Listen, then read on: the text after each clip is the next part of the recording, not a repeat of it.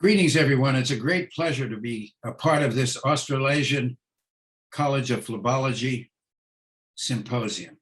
I have a very long and important relationship with the Australians, and I really value their friendship and their expertise. And it's a real pleasure to be able to join them today. Unfortunately, not in person, but virtually is next best. Here are my disclosures. And I would like to start by discussing the Caprini Score, which is nothing more than a thorough history of physical. It's composed of 40 elements. And we know as the number of risk factors goes up, so does the incidence of venous thrombosis. And we know that each risk factor has different powers. Bed rest and hormones are low risk, and cancer of the pancreas or esophagus are very high risk. And so using the weights of these risk factors and the number of these risk factors, we've come up with a score, thanks to a lot of brilliant people that helped in this regard. And that score reflects the incidence of VTE. As the VTE rate rises, so does the score in companion with it. And here you see the results of the original validation study in general surgery. Now there's more than 200 publications and over 5 million patients worldwide have been studied with this score. And originally it was thought that the set point of the score was 5 in the CHEST 2012 evaluation. And that was true at that time, but this now in 2021 is a lot different because now there are so many more studies. And we see in general surgery with a score of 5, the incidence is 1.3%, but and in head and neck surgery, 0.9%, and in plastic surgery, 1.3% with a score of 5 to 6. Look what happens with a score of over 8, 6.5% in general surgery, 18% in head and neck surgery, and 11.3% in plastic surgery. Far different story. And I remind everybody that you need to establish the set point in your particular population between high and highest risk because it varies, as you can see here. Now, the good news about the Caprini score is it's a thorough history and physical. The bad news is it's hard to collect. So one of the ways that have been devised by a lot of bright people from around the world is the creation of patient-friendly risk assessment forms. Patients love to get involved in their own healthcare. And here are a number of versions of it that are available. And this is a typical one. This one happens to be in English, and it's very simple for the patient to fill out. And there's 2 unique features of the Caprini Risk Score, which I haven't seen elsewhere.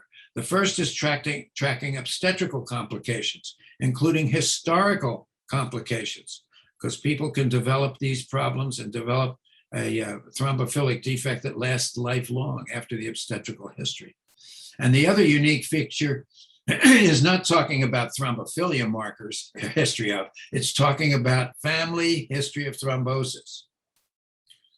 And this Caprini score shares with the Department of Health VTE risk assessment tool in the United Kingdom of the National Health Service, family history of thrombosis. And although their tool is not quite as robust as the Caprini score, they have shown over a 2-year period, implementation of that score has lowered deaths from VTE. It's very, very powerful. And one of the reasons is their focus on family history.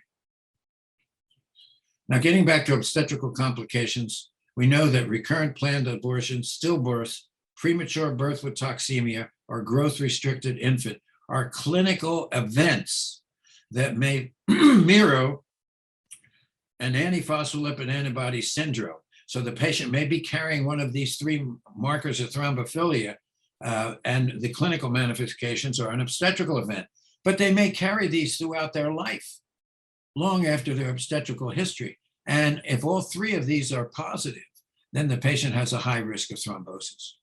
The other important aspect of this CRS is the family history.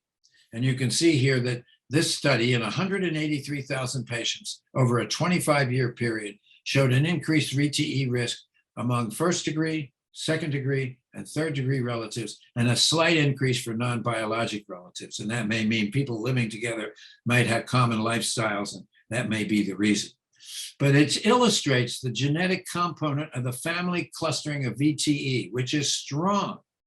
And family history is potentially useful for clinical VTE risk assessment, even in these second and third degree relatives. And according to many authorities, much more important to collect this history than it is to do thrombophilia markers.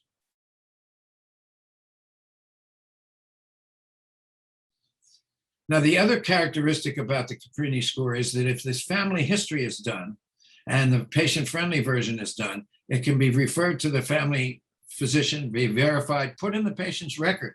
And if something happens to them, that baseline is sitting there ready, whether it's an emergency admission for coronavirus or an accident or a stroke or whatever.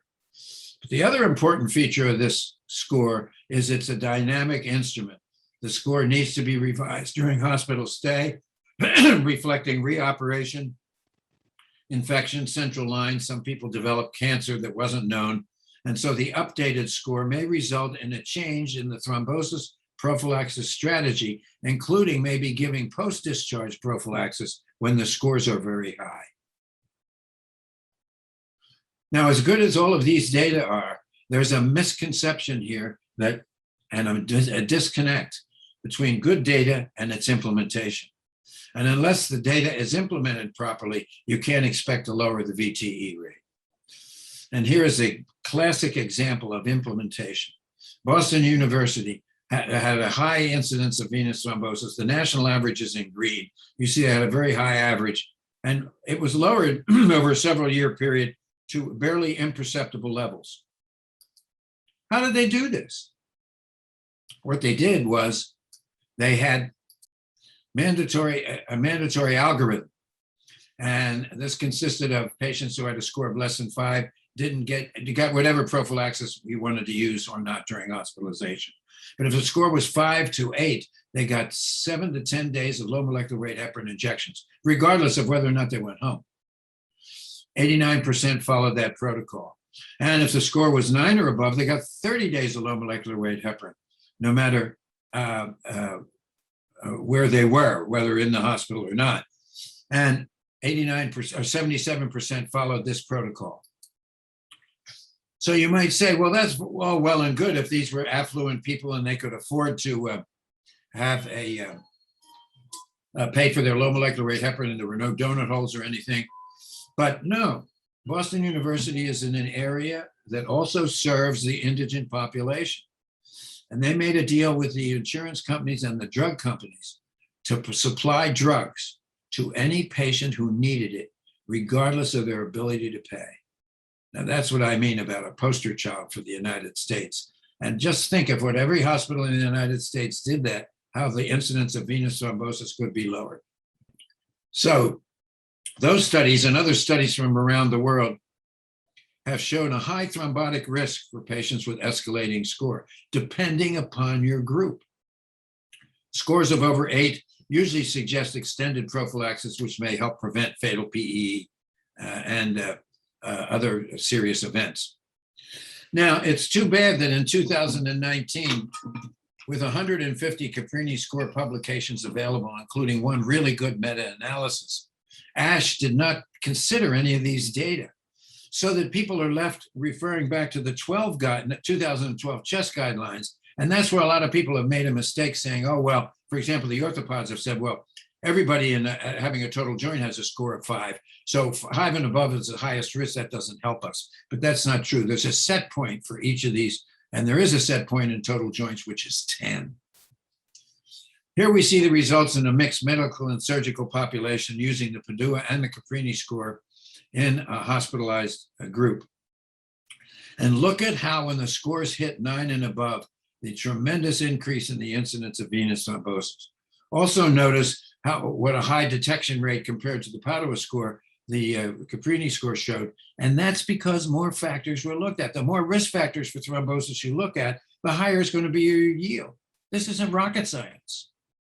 And I'd like to note this. This is a remarkable accomplishment on behalf of the Vietnamese who in 4 Hanoi hospitals over a 2-year period scored 2,795,000 patients. And look at the escalating risk assessment. Again, 5 to 6, not so great, but look what happens over 8.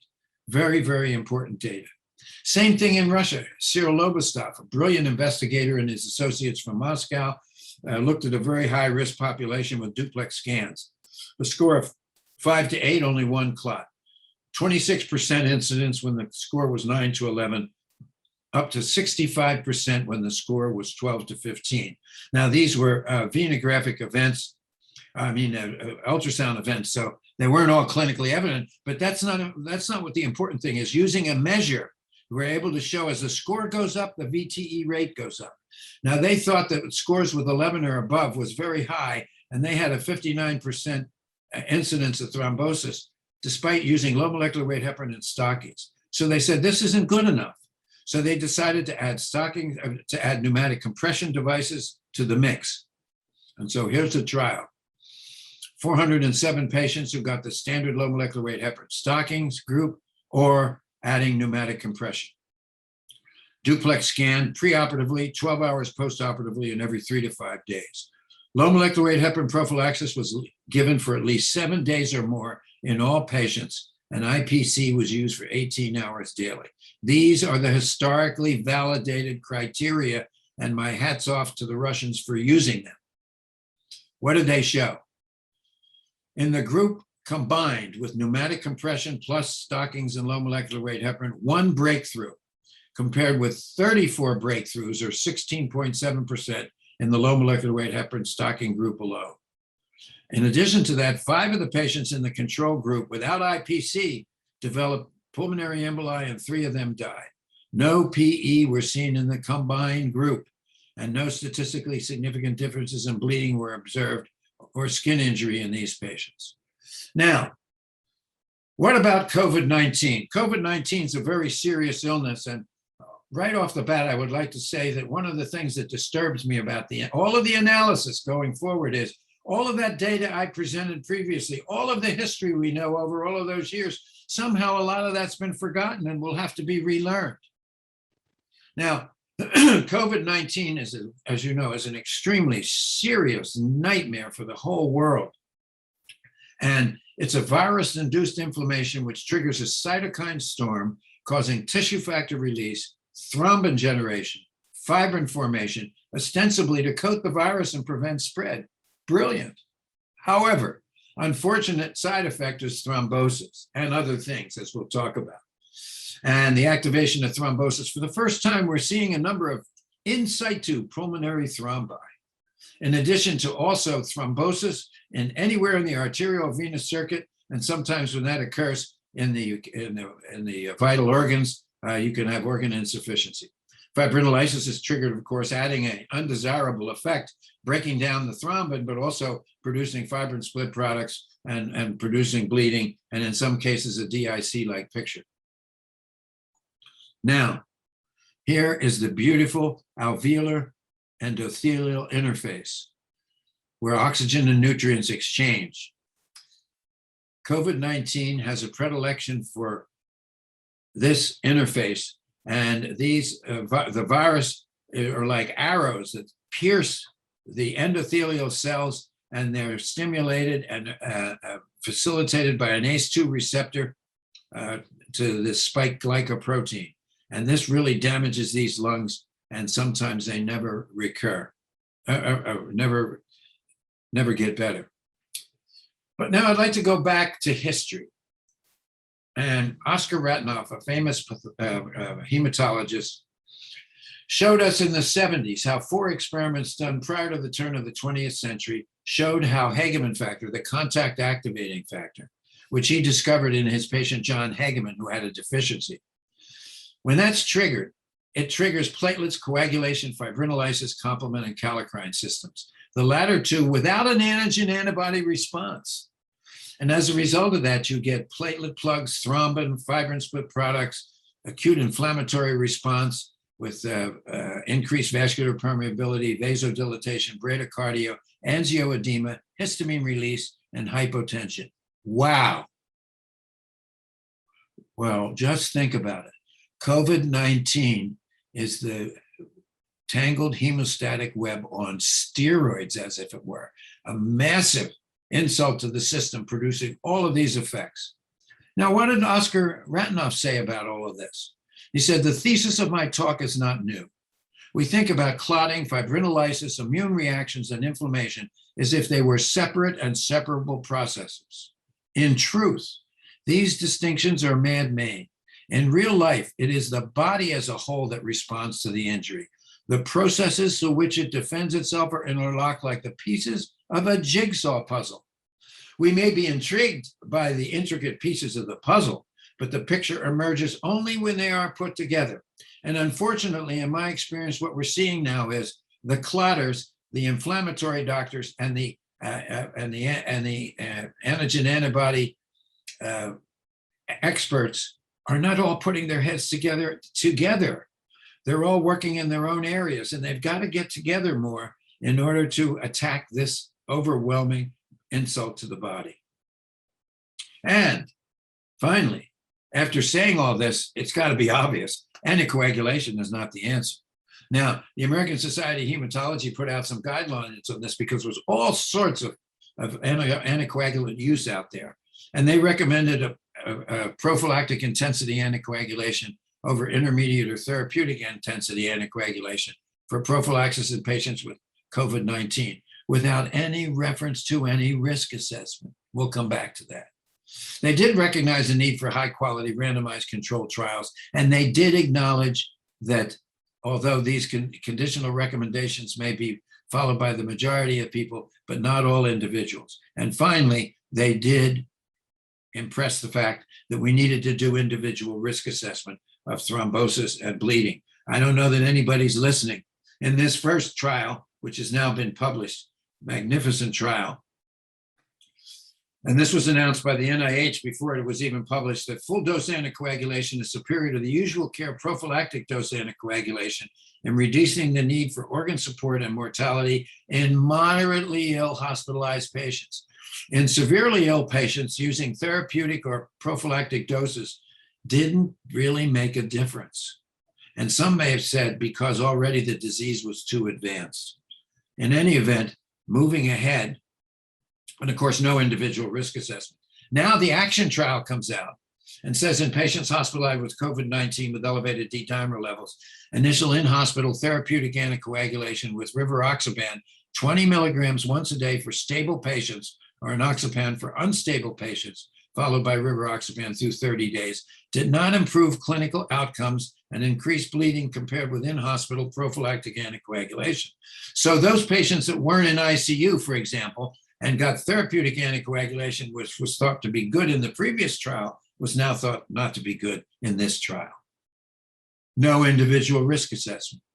And the lack of individual risk assessment is, in my view, one explanation for the disagreement of these two wonderful trials regarding the benefit of anticoagulation dosing and COVID-19 patients. Now, I understand that probably on the day this is being presented, that the Michelle trial will come out, and it's showing the use of the improved score and rivaroxaban in characterizing patients after discharge and who might be benefited by using prophylactic anticoagulation after hospital discharge. And I've been told by reliable sources that it's going to change practice. I've never ever been a fan of putting everyone in the same size shoe, and we finally acknowledged not doing that pre-COVID-19. Why did we have to forget that and start to relearn it now? Another thing that I'd like to emphasize is that this data collection business is very difficult to do. And we did a pilot study with two high school students as a part of the Global Thrombosis Forum. These students went to their principal, got approval to give the patient-friendly form to their fellow students and to bring home to the families. A total of 219 responses were received within 1 month. Astonishingly, 22% of them reported a family history of blood clots. We've never seen that when we've done scoring prospectively. Other major findings were most of those people, almost 60%, were less than 41 years of age. A quarter of them had a high BMI, 10% hospitalized with infections, swollen legs, and 9% with an insulin-dependent diabetes. So we thought that this was a powerful tool for obtaining complete risk assessment data. The student-family collaboration captures essential family elements especially history of thrombosis. And then if you were to take those results and verify them with your personal physician, now you would have a number in your chart that you would have a score that was already available. Well, some of the historians and some of my academic colleagues said, Joe, it's biased. If you take and you send students home with their homework, of course, the family's going to help them with their homework to get a good grade. So the family's all going to huddle together on behalf of the grandkids and kids. And I said, don't you get it? That's just the point. That's just a sort of a surreptitious way to get families to get together and discuss their history. And so we have a new project which we're going to quadruple this and see whether it really is accurate. Because if it is, what if every high school in the country did that? Now, I'd like to point out something very important in our findings. It was noted that in these respondents, patients who were older than 75 had a baseline score of 8, almost 20% of them. Now just think about it. What happens if they get COVID? Because that would push them over the 8 to at least 9 or 10. Now watch. Two brilliant investigators, Alex Spiropoulos from New York, who's been a champion of the improved score, and Alfonso Tafur at North Shore University, who was using the Caprini score, put together a study comparing the scores to the rate of VTE and death. And what they found was a linear increase in scores, according to the risk level, were associated with both increasing rates of VTE and mortality, and were independent predictors of these events using either score. I'd like to show you the results with the Caprini score. We have it because we have it graded as to low, moderate, high, highest, very high, and highest. And you can see venous thrombosis with a low score, less than 5%, with a highest score, almost 30%. Now, this is really impactful. With a score, very low score, the death rate is less than 10%. But with a high score, the death rate approaches 80% with a score of 9 and above. And remember what I said about those respondents who had a score of 8 baseline. If they got COVID, they would be in this group and subjected to this very high risk. So I'd like to thank you for this, listening to this discourse, and I'd like to present something else to you. My friend from Maine gave me this quote because I was talking about my risk assessment, and he said, well, Joe, it's very simple. Never kill a friend, never treat a stranger. And I said, well, what do you mean by that? Well, he said, if you meet somebody and you perform a thorough history and physical, that gives you knowledge about them as if they were your friend. And now, you would never kill a good friend. And of course, you would never treat a stranger without first making them your good friend in terms of risk assessment. And ladies and gentlemen, are we treating most COVID-19 patients like strangers without individual risk assessment, putting them all in the same barrel? I believe that risk assessment, and now we've shown you 2 very good ways to do risk assessment, both the improved score and the Caprini score, and they're critical, especially during COVID-19. So I'd like to thank you for all of your attention, and it's a great pleasure, even if it's only virtual, to be connecting with my Australian colleagues, and I encourage you to visit my social media sites for more information. Thank you all so much, and I hope you all have a wonderful and safe day and a very successful symposium. Thank you very much.